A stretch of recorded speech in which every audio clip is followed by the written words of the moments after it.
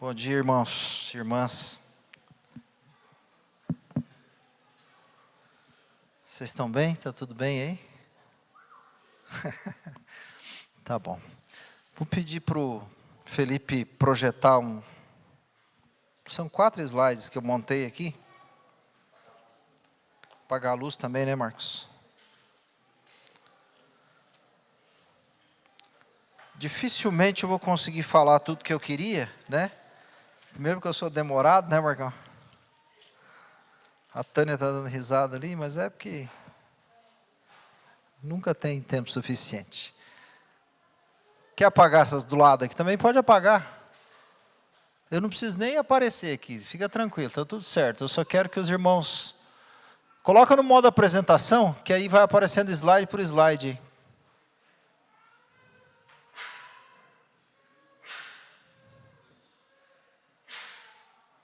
Não. Aí.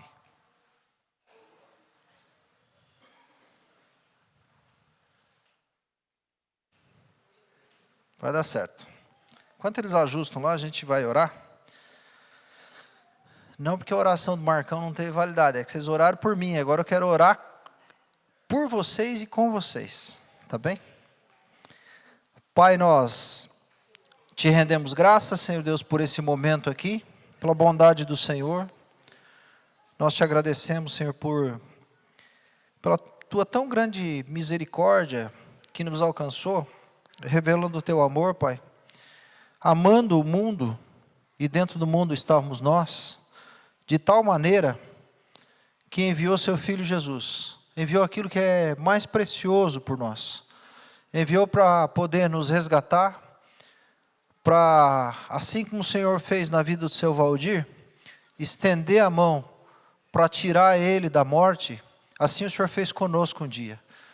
O Senhor enviou Jesus para que ele pudesse estender a mão, nos alcançar e nos tirar de uma condição de morte. E assim o Senhor nos transportou para o reino do seu amor, do Filho do seu amor. Te damos graças, Senhor, em nome de Jesus. Amém.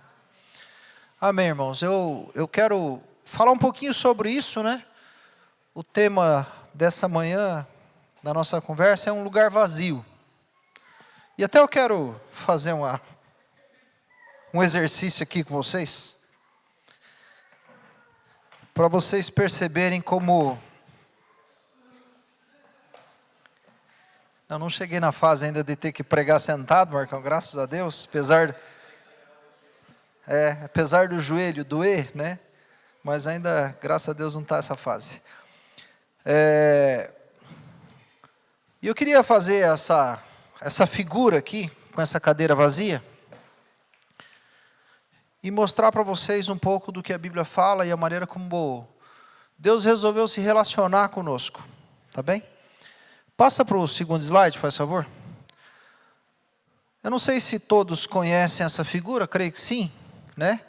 Na verdade, essa figura é uma figura criada, porque a gente tem a descrição dela na Bíblia, que é a descrição do tabernáculo. Essa descrição, eu não sei se vocês também pensam assim, a minha cabeça às vezes ela é exagerada, né? E eu muitas vezes pensava que esse lugar aqui, que é considerado o tabernáculo, né? Ele confunde um pouco porque tabernáculo está dizendo com relação a uma tenda, que é aquela parte do meio lá. Mas todo esse conjunto ele é chamado tabernáculo. Tem a entrada, os portões aqui pela entrada, tem aquele altar no meio, tem a pia de bronze, tem os animais ali para sacrifício, né, o lugar de sacrifício dos animais, e depois, de fato, tem a tenda. Todo esse lugar, esse espaço com essas cortinas em volta, com essa cerca, é um tamanho equivalente a um terreno de mais ou menos 900 metros quadrados. Não chega a 1000 metros. Às vezes a gente olha esse cenário e acha que o tabernáculo era um negócio, eu não sei se vocês, eu tinha essa impressão que era um negócio muito grande assim, né? Mas o tabernáculo, a tenda em si, é quase em torno de 60 metros quadrados. E o restante é esse pátio. E esse tabernáculo que era essa tenda construída de madeira de acácia, né? As colunas ali eram madeira de acácia, os postes eram de madeira de acácia, muita coisa revestida com ouro, muita coisa revestida com bronze. E eu não vou falar de todos os detalhes, né?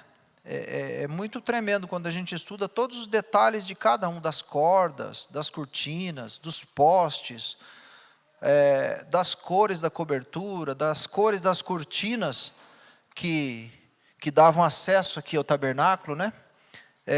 A madeira em si, tudo isso de alguma maneira, até os pinos, aqueles pinos que eram usados para esticar as cordas, para segurar as tendas, né?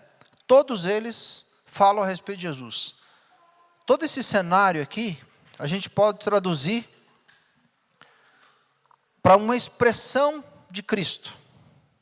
Então, tudo que tem aqui, tudo que acontece aqui dentro, todas essas figuras, de alguma maneira, elas estão apontando para Cristo. As cordas ali, que são fincadas com as estacas no chão para segurar as cercas, todo esse processo, essa cerimônia sacerdotal, tudo que tem dentro do tabernáculo também, dentro do lugar santo, ele é separado por uma cortina grossa, e depois tem o lugar santíssimo, ou o santo dos santos.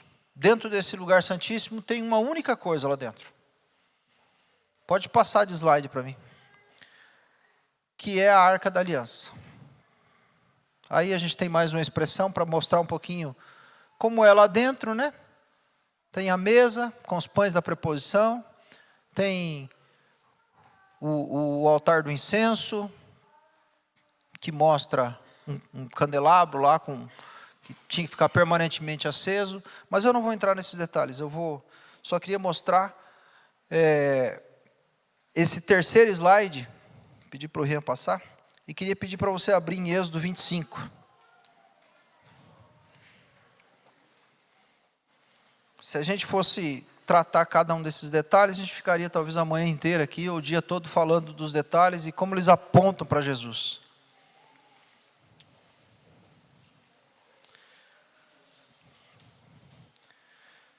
Êxodo 25, né? Então esse tabernáculo era uma tenda, essa tenda construída de madeira de acácia, de ouro, de bronze, de prata, de pedras preciosas, de peles de animais, tecidos finos. Essa tenda, ou esse tabernáculo, seria o santuário que Deus estabeleceu para que ele habitasse no meio do seu povo. E agora a gente vai ver um pouquinho a respeito disso, de como essa história começa em Êxodo 25, do 1 ao 9. Diz assim: disse o Senhor a Moisés: fala aos filhos de Israel que me tragam oferta de todo homem cujo coração o mover para isso. Dele recebereis a minha oferta. Essa é a oferta que deles recebereis: ouro, prata, bronze, estofo azul e tecido púrpura, tecido carmesim, linho fino, pelos de cabra,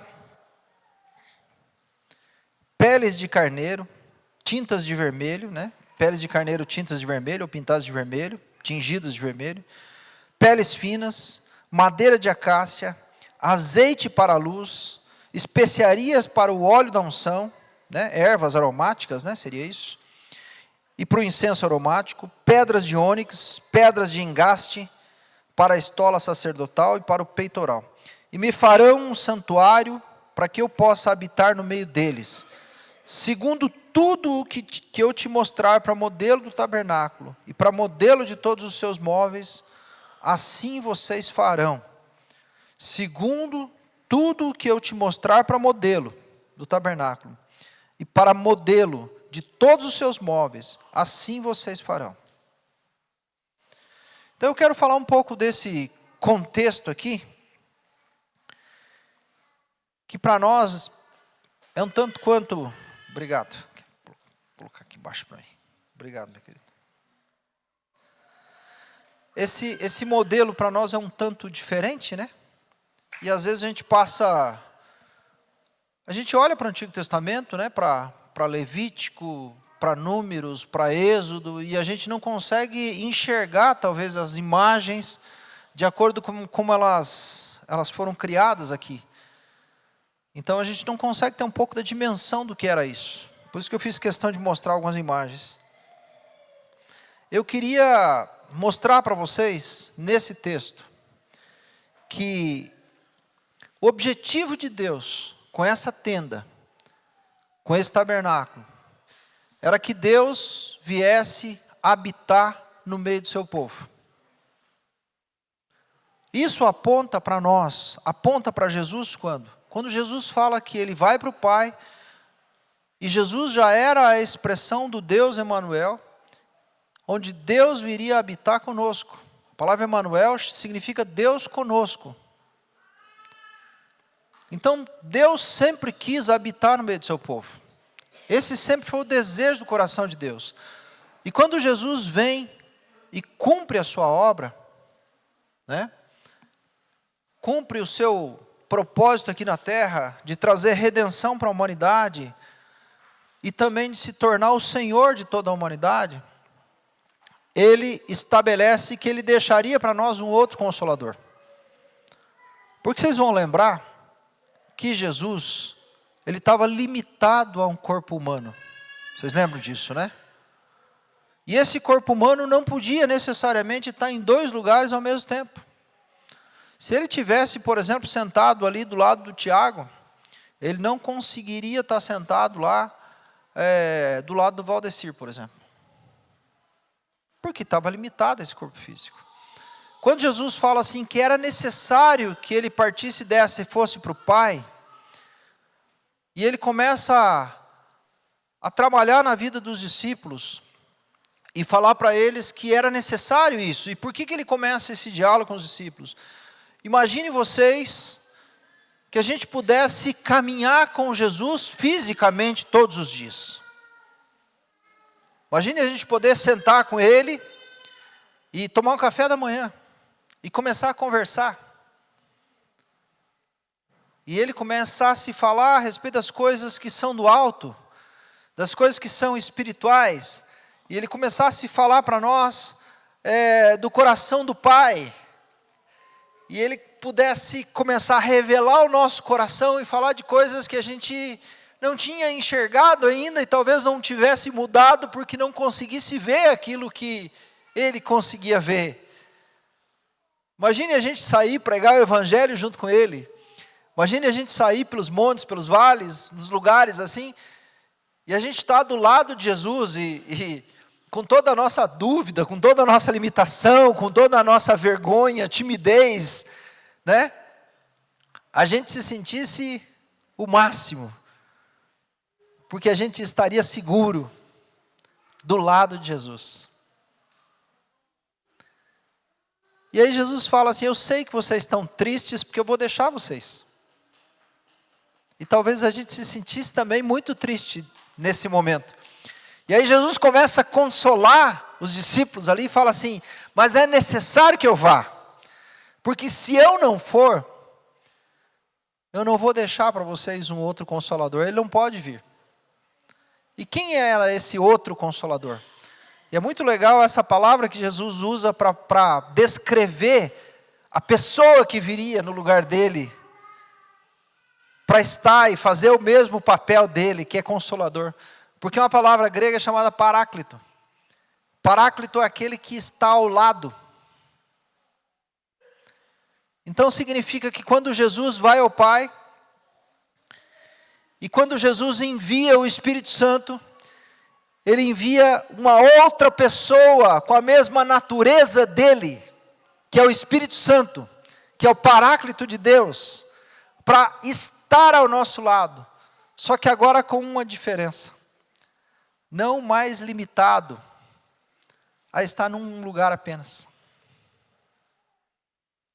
Porque agora essa mesma pessoa, que tem a mesma natureza do Espírito de Jesus, a mesma natureza de Deus, que é o Espírito Santo, ele é Espírito agora, ele não é carne, ele não está limitado à natureza carnal. E mais, ele não só está ao nosso lado. A partir do momento que nós nos batizamos, que nós fomos mergulhados nas águas, que nós declaramos a nossa mudança do reino, do império das trevas para o reino de Deus. A palavra diz assim: arrependei-vos e cada um de vocês seja batizado, em Atos 2,38, e vocês vão receber o dom do Espírito Santo. Ali não estava falando sobre dons espirituais, ali estava falando sobre o dom específico, que é o próprio Espírito Santo, sobre o presente que é o Espírito Santo na nossa vida, para que ele passasse a habitar em nós, e agora a gente não andasse mais sozinho. Amém? Só que a nossa impressão é que o lugar continua vazio. E a gente tem muita dificuldade de se relacionar dessa maneira, né?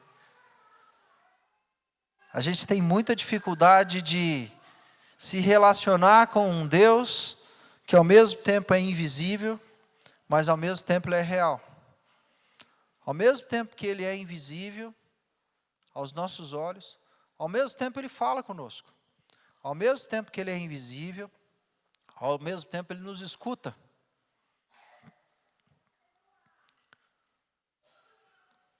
É complicado, né?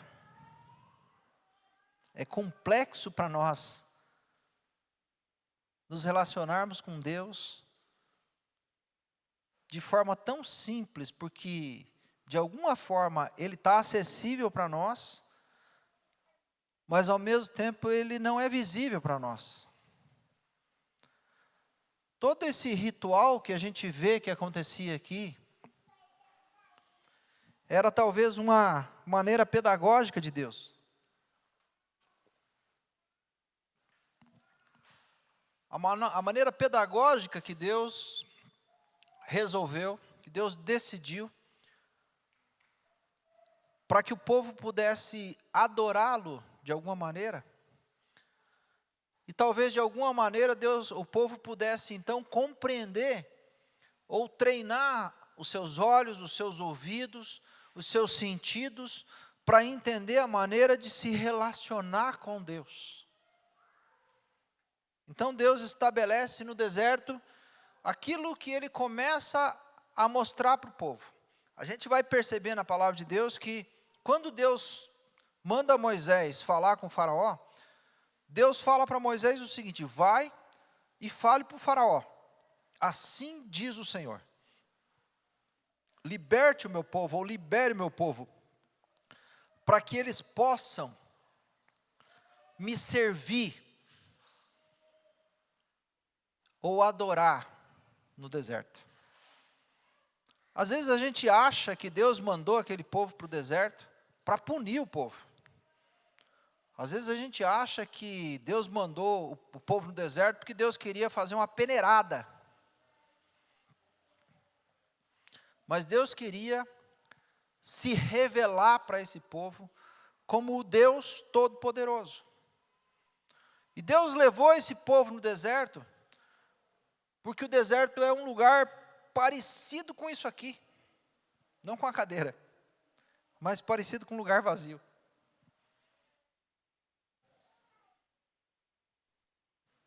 Na grande maioria das vezes o deserto só tem areia, né? Na grande maioria das vezes, no deserto só tem o silêncio. E eu não sei vocês, e eu estou compartilhando essa palavra com vocês porque talvez assim como para mim seja difícil, para vocês também seja difícil ficar num lugar silencioso, a sós com Deus. Talvez para vocês também seja difícil ficar num lugar onde a gente percebe que está vazio.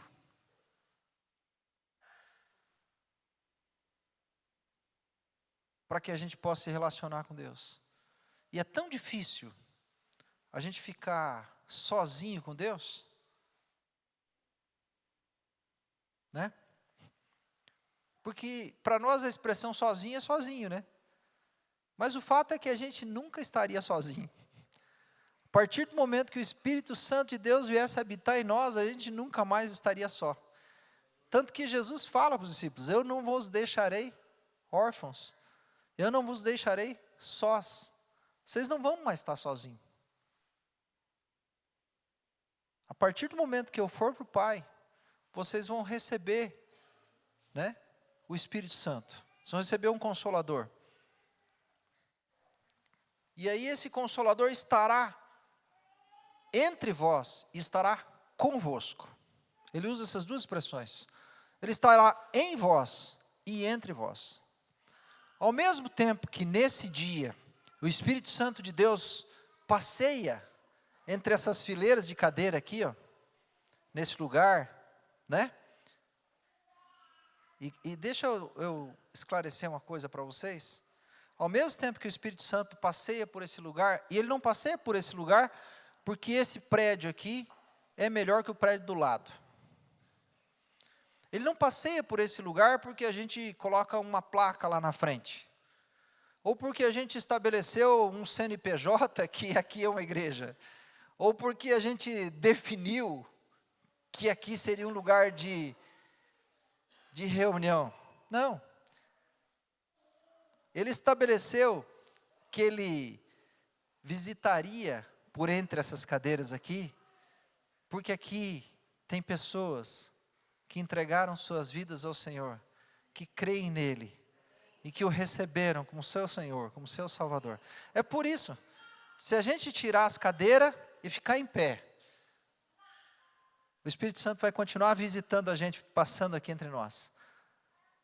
Se a gente não estiver aqui, ele não vai ficar aqui dentro, porque ele vai conosco.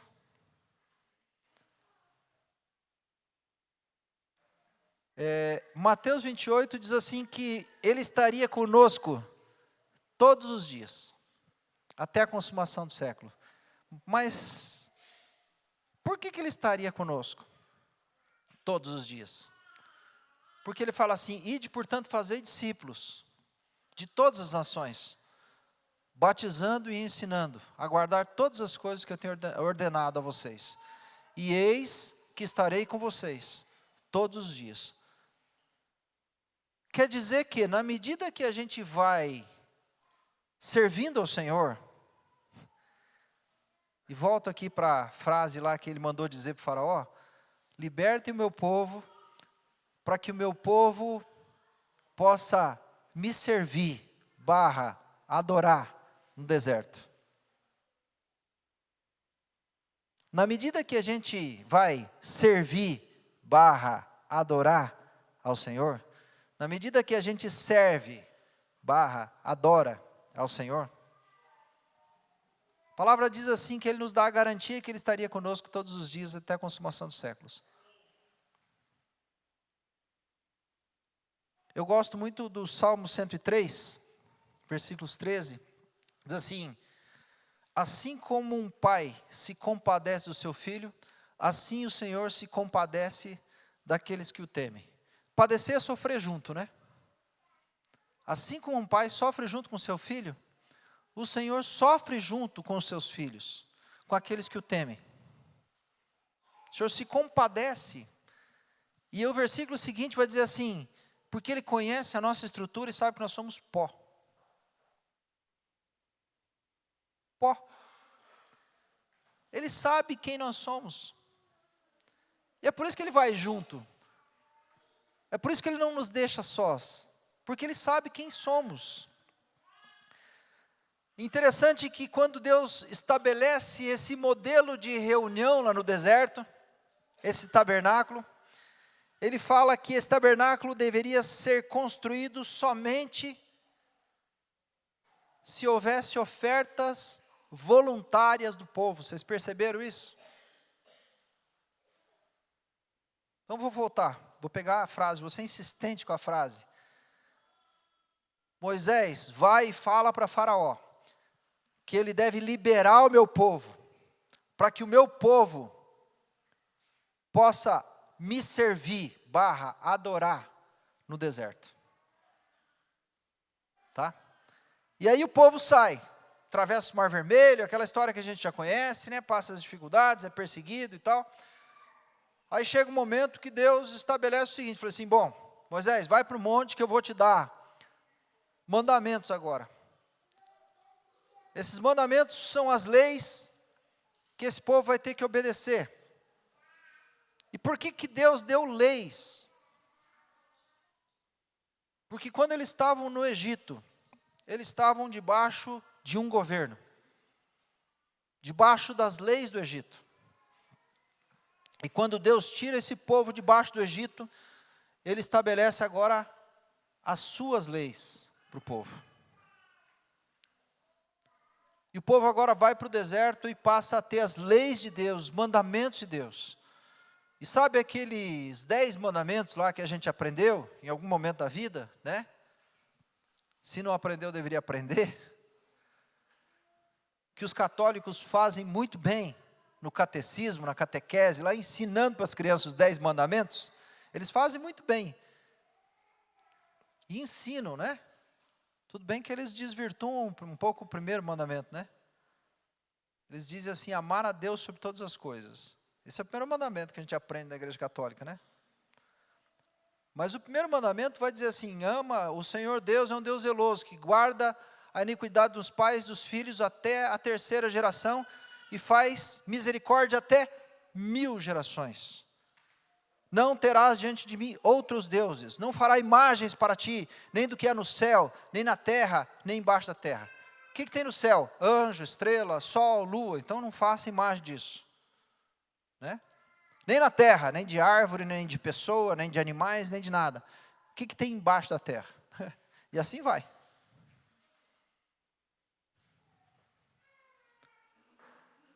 Não faça imagem. Só ao Senhor você vai prestar culto. Esse culto só aconteceria se houvesse oferta voluntária do povo. Vocês perceberam? Fala aos filhos de Israel que me tragam oferta de todo homem cujo coração se mover para isso. O que ele está dizendo? Ele está falando que é uma oferta por imposição? Não. É um coração que é movido a ofertar. É voluntário. A nossa expressão de culto a Deus, ela tem que ser uma expressão de uma oferta voluntária. Aqui está falando sobre ouro, está falando sobre prata, sobre bronze, sobre estofa azul, tecido púrpura, tecido carmesim, linho fino, pelo de pele. Por que ele está dizendo isso? Porque ele estava dizendo a respeito de ofertas de coisas que eram necessárias para aquele momento. Mas a primeira oferta que Deus quer não é necessariamente coisas. A primeira oferta que Deus quer é um coração voluntário. Sabe? Porque às vezes você pode trazer o ouro, né? Mas se o coração não é voluntário, essa oferta não serve para Deus. Não serve para Deus. Se não é uma oferta movida, ou seja, se não é algo que é movido no seu coração para entregar, não serve para Deus. Então, nossa primeira relação com o culto a Deus, ela parte de um contexto, de um coração voluntário. Um coração que se move em direção a Deus. Fica mais claro? É esse tipo de oferta ou é esse tipo de pessoa que Deus quer que preste culto para Ele. Pessoas que têm um coração que se movem em direção a Ele. Se movem aquilo que Ele fala. Que se movem a sua voz, a sua ordem. Coração voluntário. Mas sempre o nosso culto está relacionado a ofertar. Sempre. Gente, não é porque Deus tem necessidade de alguma coisa. Não é porque Deus precisa de ouro, prata, pedra preciosa. A palavra de Deus diz que tudo é dele. Ele é o dono de todas as coisas. Não tem nada que não seja do Senhor.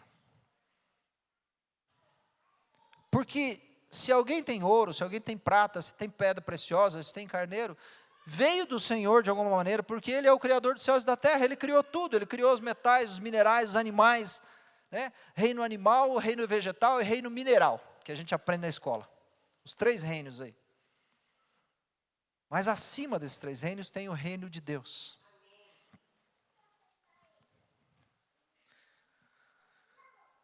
Então esse tabernáculo seria construído somente se houvesse oferta voluntária, ou com as ofertas voluntárias do povo. Todo o nosso culto, nosso relacionamento com Deus, parte da nossa entrega voluntária a Deus. Não por imposição, mas por uma atitude de coração. E diz assim, versículo 3, e esta é a oferta alçada que recebereis deles. Ou seja, a oferta voluntária que vocês vão receber deles. Oferta movida. Ouro. Ouro fala a respeito da divindade, a natureza divina de Jesus. A prata, por que Deus pediu prata? Porque prata revela a redenção, a natureza redentora de Jesus. Por que Deus pediu bronze para esse povo? Não dava para ser tudo de ouro? Ou tudo de prata? Ou só de madeira? Porque o bronze é o símbolo de sofrimento, revelação do sofrimento de Jesus. Então, algumas peças desse tabernáculo tinham que necessariamente ser de bronze. Por exemplo, o altar, que era colocado os animais lá, que parecia uma churrasqueira, né? Onde os animais eram assados ou queimados ali. Ali, esse altar tinha que ser de bronze. Porque esse bronze vai apontar para nós lá na frente, a respeito de Jesus no Novo Testamento, a respeito do nosso Senhor, que Ele é aquele que vai sofrer como oferta de sacrifício.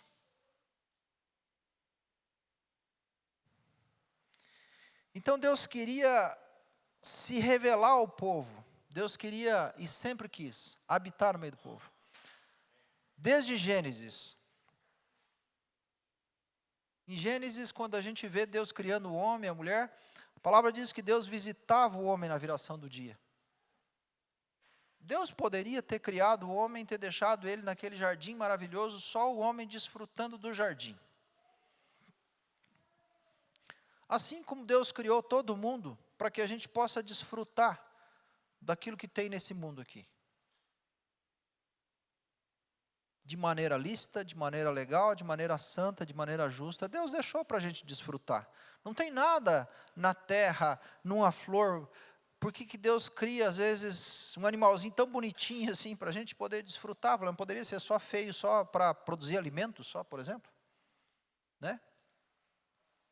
A vaca não podia já vir em formato de bife, né? Para a gente não precisar nem olhar para ela. As flores, né? Podia ser tudo uma cor só. Passarinho, um tipo só e um cântico só. Poderia, né? Mas Deus deixou isso para que a gente possa, de alguma maneira, usufruir, para que a gente possa experimentar, desfrutar daquilo que Deus criou. Mas também para que essas coisas todas revelem a grandeza do nosso Deus. Para que esses detalhes tão pequenos, né? Esses tempos atrás eu fiquei impressionado, porque eu li uma reportagem que tinha um besouro, que foi achado na Inglaterra, que havia embaixo das asas desse besouro, 2 formatos de engrenagem que articulavam as asas dele. Eu pensei comigo, uau, né, que maravilhoso aquilo. Porque o homem teve que inventar a engrenagem, Deus já tinha inventado e botado na asa de um besouro.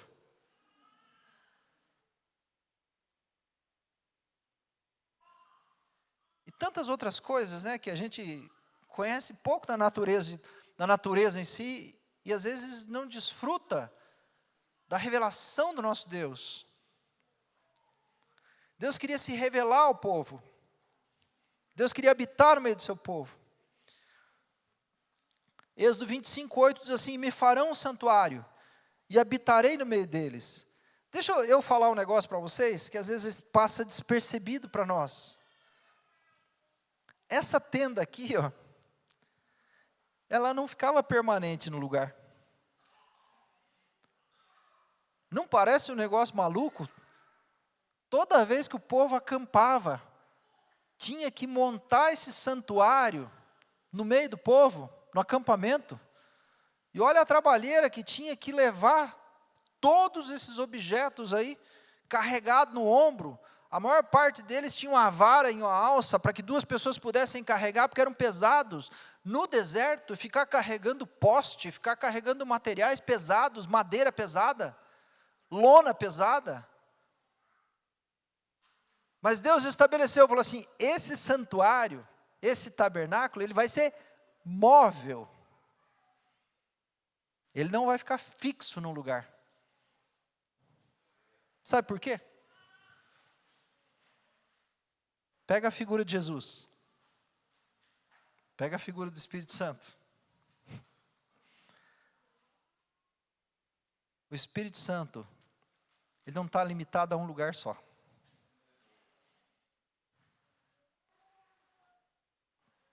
Ele se move, né? A gente estava falando que ele se move no meio de nós aqui. Mas o mais legal é que ele não só se move no meio de nós, ele está dentro de nós. Ele se move dentro de você. E é por isso que esse tabernáculo, esse templo aqui, esse santuário, tinha que se mover. Porque Jesus se movia de cidade em cidade, o Espírito Santo se move de país em país, de pessoa a pessoa, de lugar para lugar. Ao mesmo tempo que está em nós, está entre nós. E habitarei no meio deles. Me farão um santuário. Hoje nós somos esse santuário de Deus. Por isso que o Senhor fala assim, sede santos, porque eu sou santo. Esse sede santos não é exigência para que a gente tenha uma conduta moral, para que a sociedade veja a gente com a roupinha assim, sem nenhum amassadinho, né? O cabelo não tem um fio fora do lugar, não é um padrão moral, intelectual, para que a sociedade veja que você é mais bonito, mais organizado que os outros. O padrão de Deus é um padrão que começa de dentro para fora, e não de fora para dentro. Para que a gente possa ser de fato um santuário para o Senhor, por isso a gente precisa ser santo.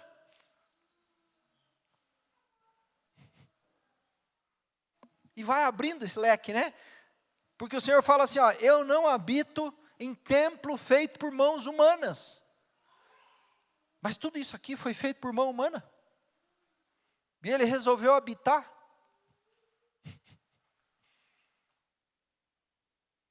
Porque Ele deu o modelo.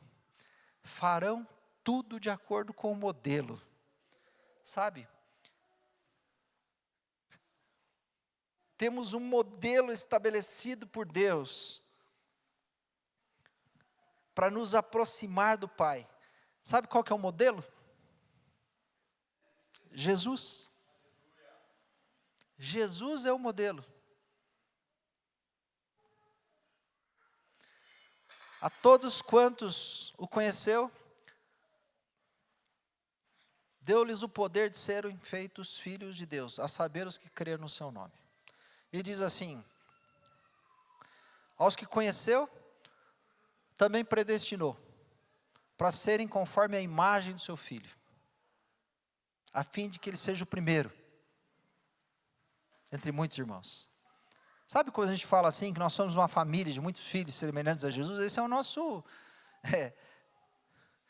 visão, missão e valores, né? As empresas têm isso, planejamento estratégico da empresa, visão, missão, valores. Essa é a nossa, mais do que um planejamento estratégico, é o nosso alvo, o nosso objetivo, é ser conforme a imagem e semelhança de Jesus.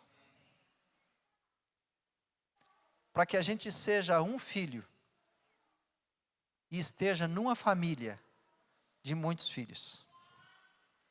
A gente não consegue, Deus não deixou a gente ser crente sozinho. Porque a gente não consegue. Deus, esses dias, não sei quem que estava falando assim sobre o negócio de internet e tal. Tem muita coisa que ferramenta que dá para usar, que dá para ouvir. Mas se tem uma coisa que a gente não consegue é ser membro de igreja pela internet. Apesar de que tem gente que tenta fazer isso, né? Tem gente que tenta. Mas Deus estabeleceu que onde 2 ou 3 estiverem reunidos ali no meu nome, eu estarei entre eles. Deus estabeleceu que era necessário a gente estar junto. Ao mesmo tempo que Deus estabelece um lugar que não vai ficar fixo, ao mesmo tempo Deus estabelece que estaria no meio do povo. Olha que coisa tremenda. Passa mais 2 ou 3 slides para frente lá, Rian, por favor. Quero mostrar uma coisa. Depois a gente volta nisso aí.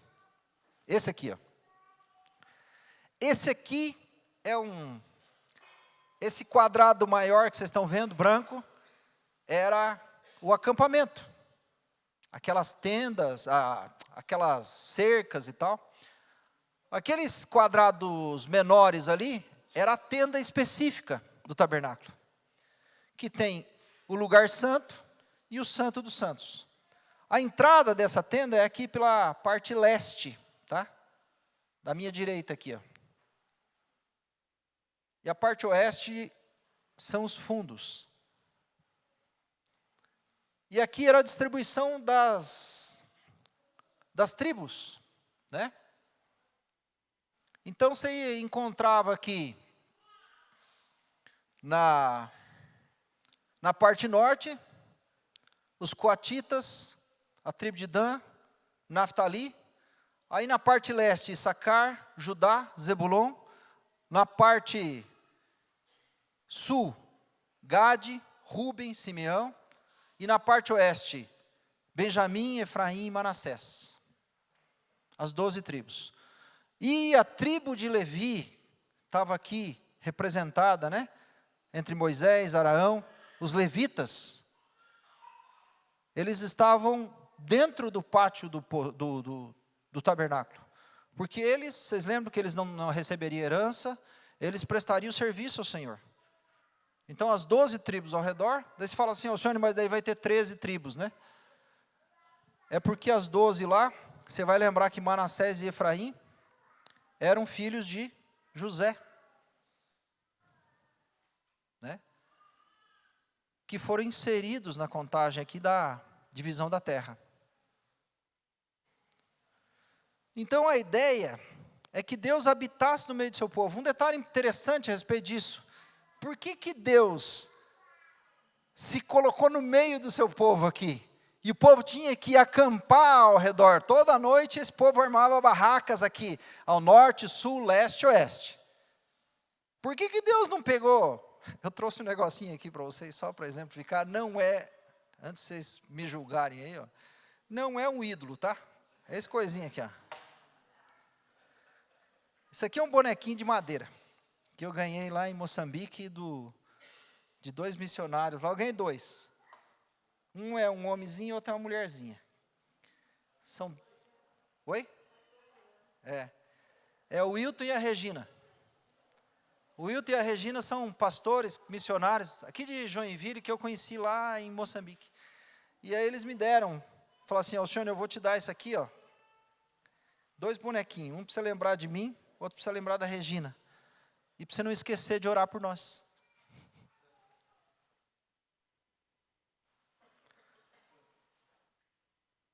Só que, eu fiquei pensando ontem, quando estava preparando essa palavra, eu nunca esqueci, eu visitei vários outros missionários, que eu não lembro o nome. Eu não lembro o nome. Alguns lembro, mas a maioria não lembro. Quem eu lembro de orar, e quem eu lembro o nome, é o Wilton e a Regina. Porque eles deixaram algo físico para mim, que me faz lembrar deles. Está lá no meu escritório. Vocês sabiam que quando a gente lê sobre idolatria no Antigo Testamento, a gente não via aquelas imagens, né, que a gente vê hoje aqui no tipo, né? A imagem assim de Aparecida aqui na Avenida Brasil, que negócio quilométrico, ou outras que a gente vê grandes, na maior parte das vezes os ídolos, eles eram objetos pequenos, assim, até menor do que esse, figuras assim pequenas que as pessoas levavam dentro da roupa, ou deixavam dentro da tenda, ou tinha um pátio da sua casa, onde elas colocavam em volta daquele pátio, né? Tipo aqueles nichos de banheiro que a gente tem hoje, tinha nos muros assim, os nichozinhos que a pessoa colocava lá, em cada nicho daquele botava um deusinho lá. Samuel falou lá de Atenas, né? Que tinha o altar do Deus desconhecido. Era um nicho daquele, tipo um nicho de banheiro. Normalmente era arredondado em cima assim. Só que aquele nicho estava vazio. E tinha uma plaquinha embaixo, Deus desconhecido. Deus nos deixou um modelo estabelecido para se aproximar do Pai, que é Jesus. Esse tabernáculo era móvel, deixando a ideia de que Deus habita no meio do seu povo e não num lugar fixo. Ele diz, não habito em templos feitos por mãos humanas. Deus sempre quis habitar no meio do seu povo, não num lugar fixo. Então ele deu todo esse modelo aqui, para que de alguma maneira a gente pudesse simplificar a nossa maneira de se relacionar com Deus, ou conseguir visualizar como a gente se relaciona com Deus. Mas ele nunca quis deixar algo fixo para nós. As cores ali representadas, né? Púrpura, escarlate, azul, linho, fino, branco. Púrpura é o roxo, né? Aquela cor roxa. Que nos fazia lembrar da realeza, de Jesus como rei. E é muito interessante porque são 4 cores aqui, nas cortinas de entrada, não está aí, não precisa, que Deus deixou. E cada uma delas pode ser associada a um dos 4 evangelhos, Mateus, Marcos, Lucas e João.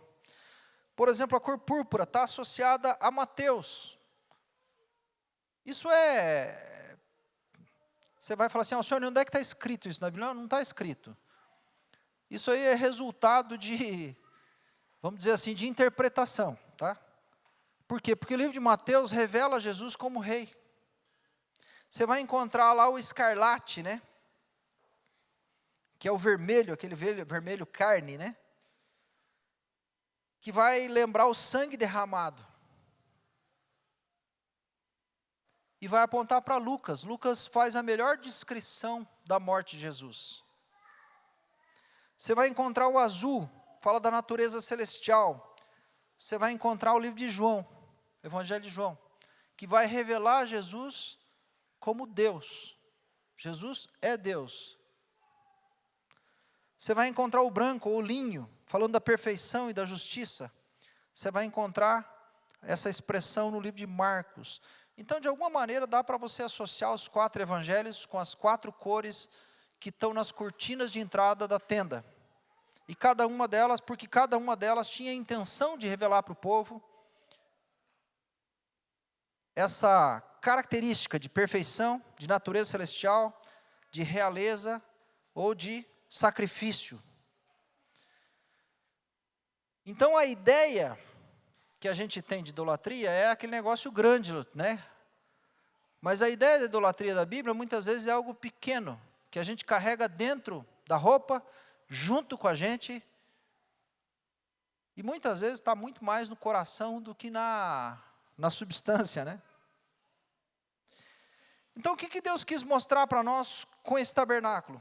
Que a adoração que agrada a Deus, ela parte do indivíduo que compreende, que faz parte de uma comunidade. Então Deus falava assim, todos vocês acampem ao redor disso, para vocês entenderem que a adoração não vai acontecer individualzinha lá dentro da tenda de cada um. Todo mundo estava dentro de uma tenda, acampado ao redor de uma grande tenda. E Deus queria mostrar com isso que a adoração que vocês precisam prestar a Deus, ela parte do indivíduo, que compreende que faz parte de uma comunidade. Deus sempre age num ambiente de comunidade. Isso nos ensina sobre aquilo que 1 Coríntios 11 diz sobre discernir o corpo. Não fala de algo apenas assim, é o meu pecado, é a compreensão de que o meu pecado contamina um corpo inteiro. Por isso que ele fala assim, ó, examine-se o homem a si mesmo, examine-se e coma. Examine-se até que ponto você não está sendo motivo de tropeço para os irmãos, até que ponto você não está sendo motivo de divisão, até que ponto você não está sendo um instrumento que você contamina o corpo todo. Mas ele fala assim, coma do pão e beba do vinho depois de discernir. Porque aquele que come e bebe indignamente, se torna réu e traz juízo para si. Por isso que tem gente fraca, gente doente e até gente que morre, né? Quando come e bebe sem discernir. Por isso que entre nós, a gente tem gente que participa das reuniões. Tem gente que está conosco nos cultos de domingo. Mas está sem discernir. Sem discernir que faz parte de um corpo, de uma comunidade. Está sem discernir que quando você come de Cristo e bebe de Cristo, ou seja, você recebe do Senhor sem discernir, você não consegue repartir o pão. Você come sozinho, você não consegue repartir o vinho, você bebe sozinho. E você come e bebe juízo para si? Porque você não está enxergando que a centralidade dessa reunião aqui não é você, não é a pessoa que está do seu lado. A centralidade daquela reunião que a gente tem nas casas, não é quem está do teu lado, a centralidade daquilo é Cristo. Por isso Deus se coloca no meio do seu povo. Aqui tem um fato muito interessante que eu quero só chamar a atenção. Vocês sabem que o sol, né, nasce no leste e se põe no oeste. Por isso que a gente aqui em Cascavel, a gente tem um pôr do sol lindo, não tem? Você olha para aquele lado da cidade assim, ó, é maravilhoso, não é? E quando você vai para Curitiba, você pega 277, você sai horário cedinho assim, até Laranjeiras é chato de dirigir, porque aquele solão nascendo dentro do carro na nossa cara, não é? O que Deus ordenou para esse povo? Todos eles deviam estar acampados, voltados para o tabernáculo. Porque eles saíram lá do Egito, e quem que era a maior divindade do Egito? Deus Sol. Deus Sol. E Deus fala para que esse povo não ficasse voltado com o rosto para o sol, para que não se lembrasse dos deuses do Egito. Então se voltem para Cristo, para a centralidade de Cristo, para o tabernáculo. Deus não fez um tabernáculo para cada pessoa, por isso Ele propôs uma manifestação coletiva. Deus quer nos ensinar sobre igreja, que embora sejamos muitos, somos um só corpo, um só pão, porque participamos do mesmo pão. Deus estava no centro da vida das pessoas.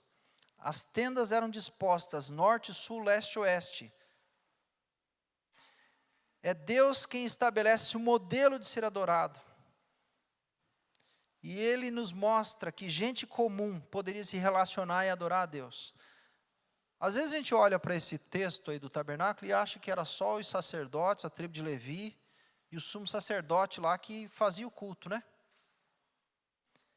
Mas o ofertante que levava a oferta, ele participava do culto, sabe por quê? Porque ele tinha que colocar a sua mão sobre a cabeça do animal que ia ser sacrificado. Porque a imposição de mãos ali era uma expressão de transferência da culpa e do pecado para aquele animal sacrificado. Então a gente também participa do culto.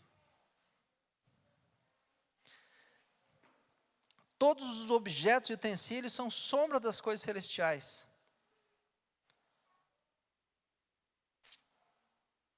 as quais servem de exemplo e sombra das coisas celestiais, como Moisés divinamente foi avisado, estando já para acabar o tabernáculo, foi dito: olha, faze tudo conforme o modelo que no monte te foi mostrado. A velha aliança nos dá a sombra, a nova aliança nos revela a substância. Israel, ele caminhou na sombra, que eram essas coisas, todos esses modelos aqui, didáticos. Então, se eu falar para vocês hoje, não adore o Deus Sol, o que vocês vão fazer? Vão olhar para Cristo. Vocês não precisam que a gente construa uma tenda, que vocês fiquem de costa para Curitiba, né? Para que você não olhe o sol na adoração de vocês a Deus. Porque a gente já tem a sombra de todas essas coisas. Hoje a gente pode simplesmente compreender o que Deus quer, sem sombra.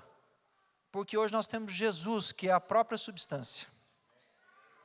O verbo que se fez carne e habitou entre nós. E vimos a sua glória, como a glória do unigênito do Pai, cheio de graça e de verdade. E me farão um santuário e habitarei no meio deles. Deus mandou Moisés construir um tabernáculo para que a gente pudesse aprender como entrar na presença dEle. E aí são todas as coisas, né? Dentro da arca da aliança tinha 2 tábuas, que eram as tábuas da lei. Vocês lembram disso? Tem até uma imagem aí, Rian, se quiser mostrar um pouco antes aí. Aí, ó. Isso era o que tinha, quer dizer, é só uma figura do que exatamente tinha, né?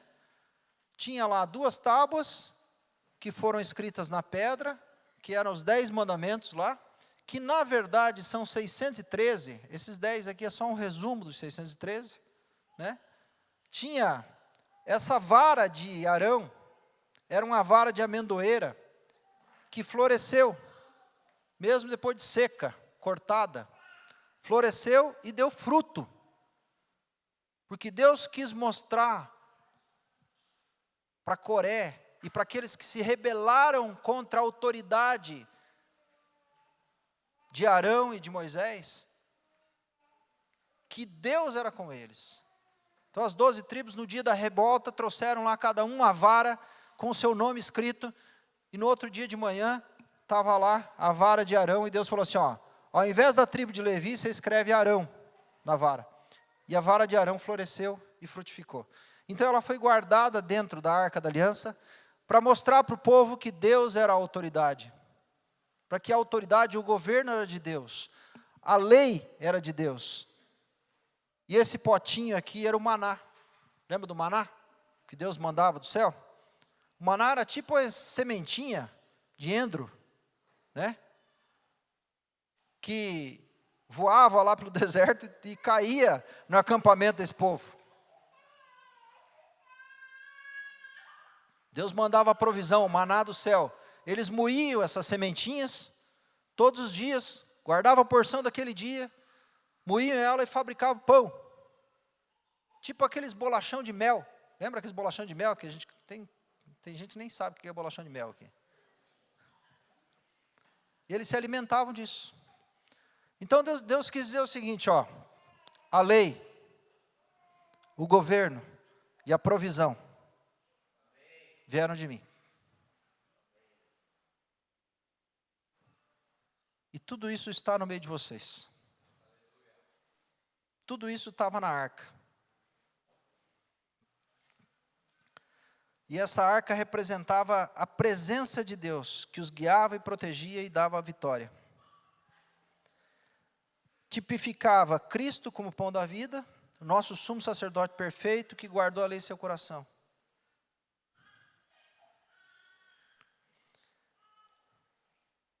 E agora eu quero mostrar só um pouquinho, volta, tem uma imagem da arca aí, para mim.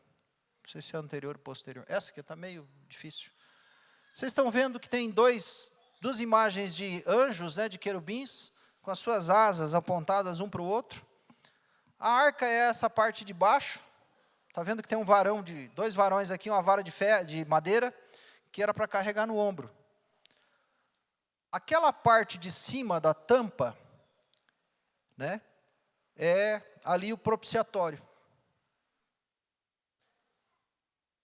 Esse propiciatório era o lugar, uma lâmina de ouro, onde a gente vê às vezes aquela expressão que a glória de Deus se manifestou, o brilho da presença de Deus. O fato que uma vez por ano, quando o sumo sacerdote entrava nesse lugar, lugar santíssimo, ou santo dos santos, e prestava o culto a Deus, e a oferta pelos pecados dos homens era agradável a Deus, a glória, a presença, o brilho de Deus se manifestava a partir desse propiciatório, que significa, propiciatório vem de algo que é propício, algo que é favorável, significa que essa oferta foi favorável. Ou seja, aquilo que se ofereceu a Deus foi agradável a Ele. Então aquele povo tinha os seus pecados perdoados e tinha mais um ano aí pela frente. Agora é interessante que com Jesus a Bíblia fala assim que a misericórdia do Senhor se renova a cada manhã. Já não é mais uma vez por ano. Sabe por quê? Porque essas coisas ainda eram sombras. Jesus é a substância. Ele é o centro da nossa adoração, nosso culto a Deus.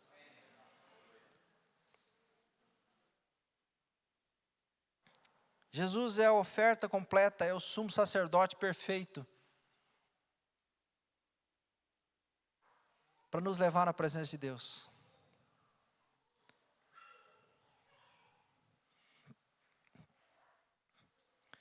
A intenção de Deus é que nesse lugar aqui, ó, o homem pudesse ter acesso à voz de Deus.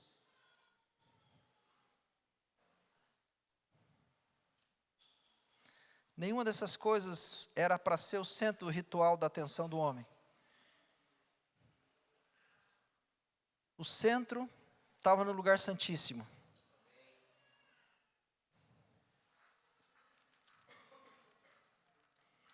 E é nesse lugar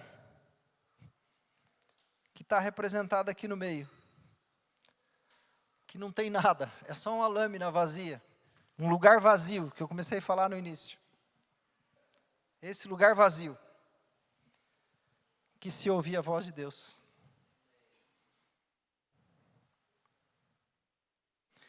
Era ali que os sacerdotes recebiam orientação para o próximo passo que o povo deveria dar na sua caminhada. Quando Deus se manifestava, o brilho da presença de Deus, como uma fumaça, subia desse lugar. E Deus falava com os sacerdotes ali, com o sumo sacerdote.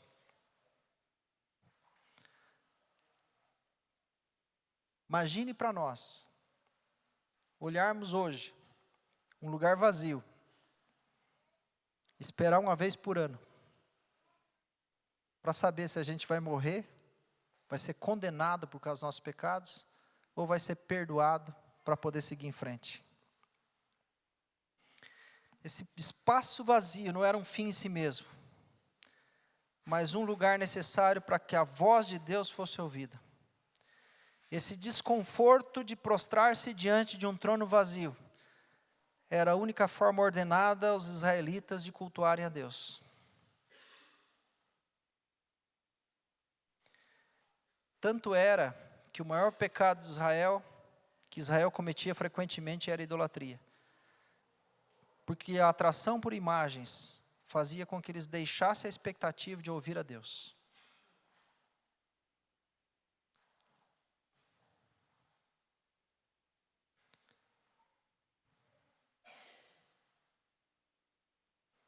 O dilema desse lugar vazio é nunca saber o que irá encontrar.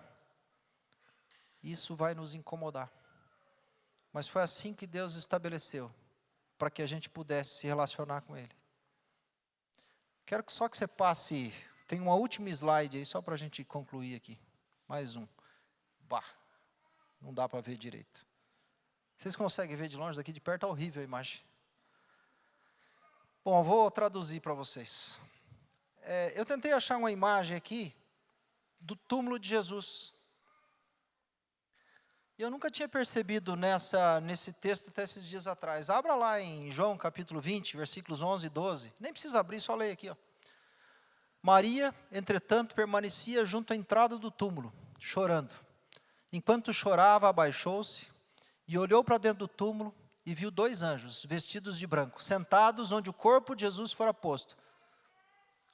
Vocês lembram onde Jesus fora posto? Era mais ou menos uma tábua de pedra, não era um túmulo cavado para dentro, era uma tábua de pedra. Uma tábua lisa.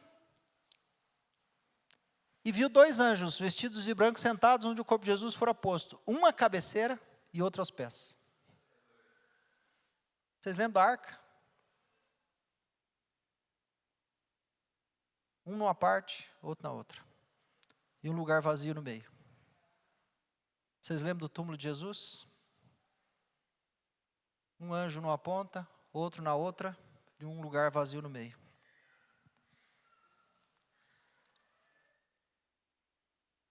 A primeira reação de Maria foi desconfortável, né? Ver aquele túmulo vazio.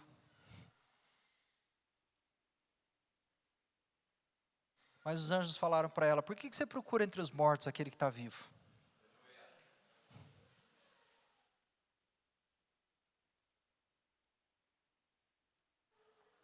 É assim que o Senhor escolheu para a gente se relacionar com Ele. Nem sempre é confortável. Mas é pela fé.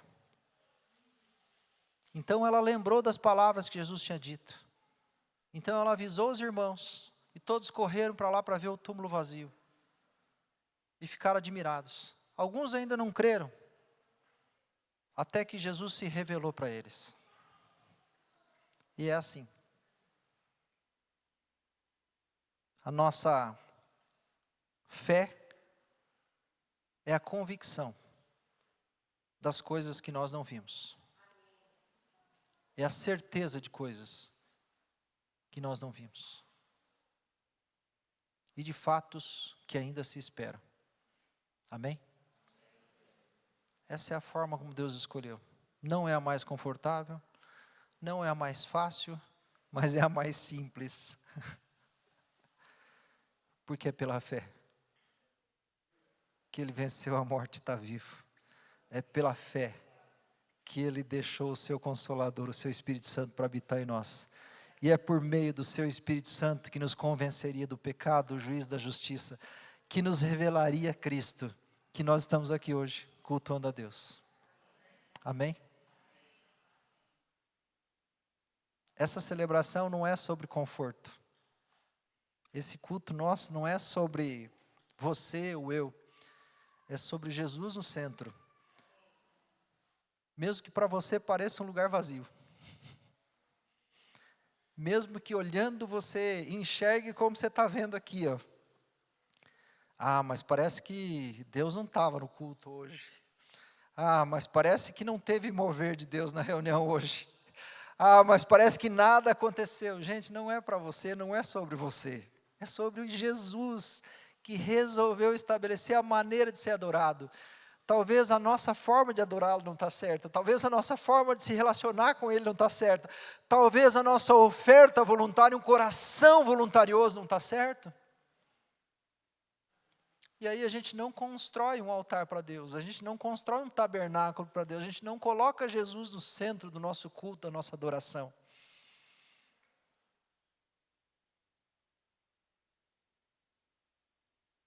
É sobre isso. O desconforto desse lugar vazio. Que a gente precisa discernir que o Senhor nos chamou para estar ao redor dEle. Olhando única e exclusivamente para Ele. Amém? Amém. Vamos orar? Queria que você orasse comigo, porque quando você orar comigo, você vai se comprometer. É assim que Jesus fala. Você vai se comprometer. Você vai se comprometer a trabalhar teu coração. Para conviver em lugares desertos. Para conviver com o vazio e com o silêncio. Mas com a expectativa de que a presença de Deus encha aquele lugar. Assim como era Israel no deserto.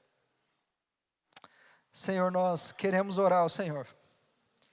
Declarando a nossa incapacidade de cultuar o Senhor.